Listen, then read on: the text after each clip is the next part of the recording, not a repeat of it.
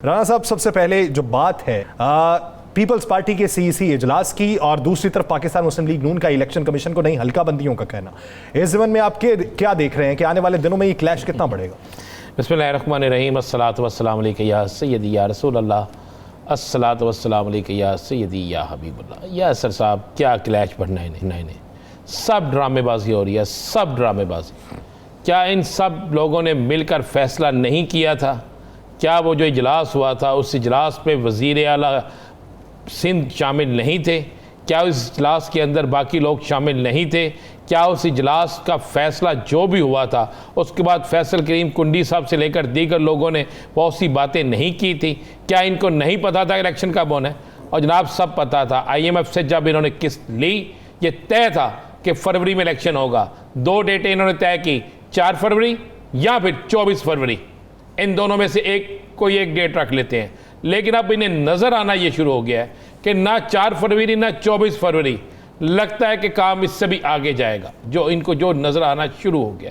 बात यह है कि ये सारी की सारी सियासी जमातें जो PDM का हिस्सा थी, बेहतर इन लोगों ने अपने दौरे इक़्तिदार में अवाम को गुर्बत के अलावा कुछ नहीं दिया, बेरोज़गारी के अलावा कुछ नहीं दिया, लोगों को जेलों में डालने के अलावा कुछ नहीं दिया, झूठे केस बनाने के अलावा कुछ नहीं दिया, अपने सियासी मुखालिफिन को दबाने के अलावा कुछ नहीं दिया। रहती उड़ती कसर उस वक्त निकल गई जब निगरान सेटअप आया। मैं माजरत से कहता हूँ निगरान सेटअप ने आके दावे बड़े किए। निगरान सेटअप की हमें बड़ी उम्मीद थी कि बड़े गैर मुनसफाना, कोई भी गैर मुनसफाना फैसला नहीं होगा, बिल्कुल बड़े अच्छे लोग हैं। क्या हुआ? पेट्रोल बम गिरा दिया गया, बिजली बम गिरा दिया गया। आज गली मोहल्लों चौकों चौराहों पे जाके देखें क्या आलम है।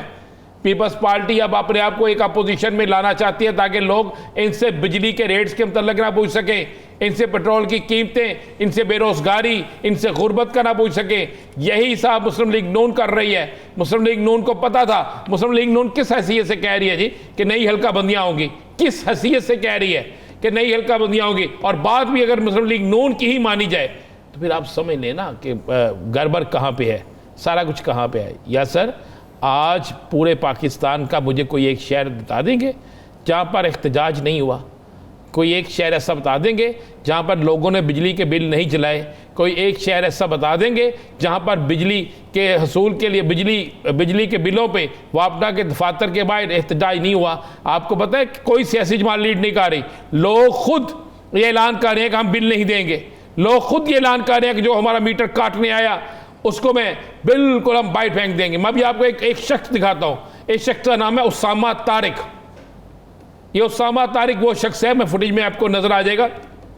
उसामा तारिक वो शख्स है जिसका पाकिस्तान की हर सियासी जमात के साथ एक बहुत अच्छा तल्लुक है।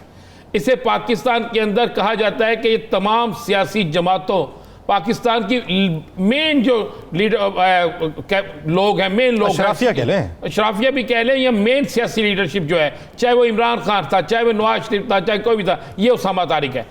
इसके मतलब कहा जा रहा है कि इसके हर लोगों से इतने गहरे तल्लुकात हैं, इंटरनेशनल लोगों से बड़े अच्छे तल्लुकात हैं। इसने आज एक लेटर लिखा है, वो बड़ा खौफनाक लेटर है। उस लेटर में इन्होंने कहा है कि पाकिस्तान की असल अवाम जो है वो तो मर गई है, अशराफिया पैसे खा गई है, अशराफिया इतना कुछ ले गई है जिसकी इंतहा कोई नहीं है।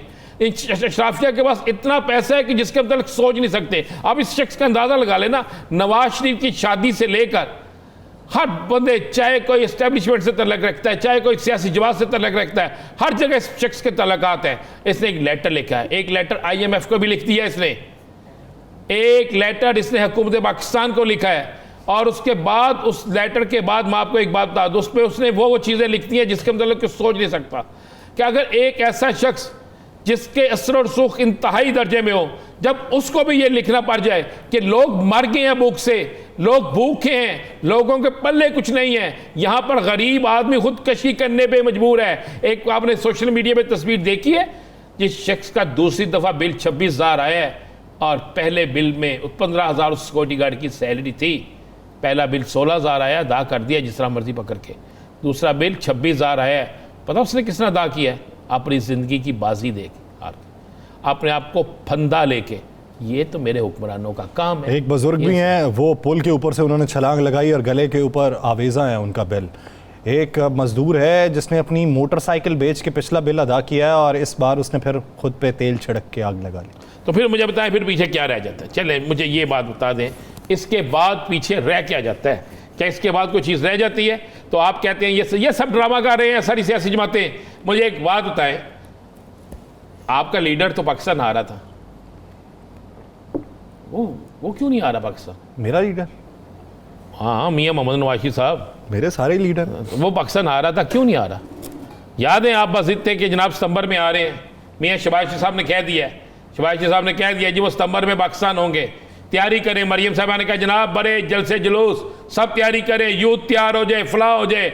मियाँ जवेद लतीफ़ साहब ने क्या कह दिया, फलाह किसने क्या कह दिया, फलाह किसने क्या कह दिया। और आज क्या कह दिया उन्होंने? याद करें ना, आज क्या कह दिया? वो मैंने वो साल थोड़ी बताया था कि कब आना, तो फिर महीना बताया था, अगले साल का भी हो सकता है। मैं तो कह रहा हूँ बस आपका लीडर है जी, आप मुझसे बहुत बेहतर जानते हैं। मैं ठीक है, मैं तो नहीं जानता इतना। मैं तो ये समझता हूँ कि अगर आपने एक बात कर दी है। आपका कोई लीडर है? आपका कोई लीडर है? मेरी लीडर मेरी आवाम है जी, तो मैं भी उसी आवाम की और मैं सबसे बड़ा दुनिया का लीडर अगर किसी को मानता हूँ ना, वो रसूल पाक सल्लल्लाहु अलैहि वसल्लम है, जिनकी तालीमात पे हम सबको चलना चाहिए, जिनकी तालीमात पे पूरे हर मुसलमान को, हर सियासतदान को चलना चाहिए। तो ये ना महंगाई का अज़ाब आएगा, ना इस पाकिस्तान के अंदर गुर्बत होगी, ना इस पाकिस्तान के अंदर लोग खुदकशियाँ करेंगे, ना इस पाकिस्तान के अंदर ना इंसाफ़ी होगी। वो एक मुझे एक बात है ना, क्या इंसाफ हो रहा है? क्या इंसाफ आपने दिया कि जब फैसला करना था चेयरमैन के खिलाफ, चेयरमैन पीटीआई के खिलाफ, तो 1 घंटा भी आपने वेट नहीं किया। अब जब जमानत की बारी आती है तो कभी कोई बीमार हो जाता है, अल्लाह ने सेहत कामिला अता फरमाए, कभी कोई मामला हो जाता है। और आज चेयर लिफ्ट में जो आपने कर दिया, मुझे एक बात बताएं, एक लिफ्ट के अंदर, उसी लिफ्ट में जनाब चीफ जस्टिस साहब भी नीचे उतरते हैं, उसी लिफ्ट से और बाकी लोग भी उतरते हैं। क्या ये कोई मामला मामूली चीज़ हुई है? और फिर आज वो जज साहब जो हैं, सुना यासर साहब, वो जज साहब भी आज OSD हो गए हैं जी। अब उन्होंने क्या कर दिया? Officer on special duty. क्या वजह हुई? अफसर बकार खास। क्या वजह क्या हुई? कोई वीडियो सामने आ गई है पुरानी, कोई मुबैना वीडियो सामने आ गई है, या कुछ और मामला हो गया, या कोई इल्ज़ाम लग गया है, या खुद ही उन्होंने कहा कि अब बस मेरे ज़िम्मे एक ही केस था, मैं आराम कर लूँ? इतलात यही है कि उन्होंने खुद चीफ जस्टिस को ख़त लिखा हुआ था। क्या बस मैंने काम कर दिया, मुझे छुट्टी दे दें?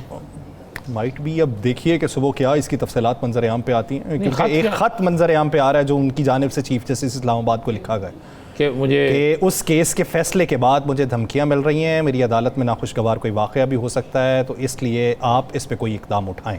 तो लेकिन इससे पहले आज उन्होंने ये भी कहा है, जब वो बात हुई खोसा साहब की जानिब से, और खोसा साहब ने कहा कि अगर आप ऐसा करते हैं तो हम नहीं आएंगे, तो उस वक्त उन्होंने ये कहा कि ट्रायल कोर्ट वाला काम हम भी कर सकते हैं, लेकिन वो खिलाफ कानून था इसलिए हम नहीं करेंगे। तो इधर से एक जस्टिस ये भी मिलता है कि वो खिलाफ कानून के शवाहिद शायद वो देख चुके हैं। चले मुझे एक बात बताएं, मान लिया सुप्रीम कोर्ट ने भी मान लिया, हाई कोर्ट ने भी मान लिया, तो फिर इंसाफ किस तरह मिलेगा? फिर इंसाफ कब मिलेगा? अगर अब पीर के रोज़ भी कोई और वकील बीमार हो जाता है, पीर के रोज़ कोई हड़ताल हो जाती है, तो मुझे बताएं, आप जब कह रहे हैं कि जनाब ठीक नहीं हुआ पहले वाला, तो अब फिर जितने दिन जो अंदर रहेगा उसका हिसाब कौन देगा? अच्छा राना साहब, इससे आपको क्या लगता है फ़र्क क्या पड़ेगा? फ़र्ज़ कर लें ज़मानत होगी पीर को, तो यार कुछ भी ना हो, जमानत होगी ना, तो एक आपने इंतजाम नहीं, बड़ा फ़र्क पड़ता है, बड़ा फ़र्क पड़ता है। ये ना करें फिर आपने कायद वाली बात ना किया करें, यही तो आपकी प्रॉब्लम है, आपने कायद वाली बात ना करें। मेरे कायद आप हैं, मैं तो आपकी तकलीद करता हूँ। नहीं, ये तो आप मेरी तकलीद नहीं ना करते मेरे कायद आप नहीं ना करते। मुझे एक बात बता दें, मुझे सिंपल सी बात बता दें, या सब छोड़ दे बाकी सारे एक चीज़ का। मुझे एक बात बता दें हजूर, एक शख्स है, जिस शख्स के पास 50 जिस शख्स पे मुकदमात हैं, 100 मुकदमात हैं, आप पहले केस में उसे सज़ा देते हैं। सज़ा का मतलब होता है तुम मुजरिम हो, तुमने वाकई 2 नंबरी की है, बाकी मुकदमात में अभी हेयरिंग होनी है, बाकी में उसका जुर्म साबित होना है। इसमें तो आपने जुर्म साबित भी कर दिया, और अगर जुर्म ख़त्म हो जाता है, सज़ा मुअत्तल हो जाती है और नाअहली भी ख़त्म हो जाती है, तो फिर वो आप कह सकते हैं कि जनाब पहले मेरे से गलत किया गया था, मैं केस ट्रायल करने के लिए करें बाकी केसों को भी ट्रायल। अगर किसी जगह मैं गलत हूँ तो मुझे सज़ा दें, अगर मैं किसी जगह गलत नहीं हूँ तो मुझे ना सज़ा दें। मामला तो ये है कि अगर कोई किसी जगह गलत है, कोई भी है, उसको सज़ा मिलनी चाहिए, बिल्कुल मिलनी चाहिए।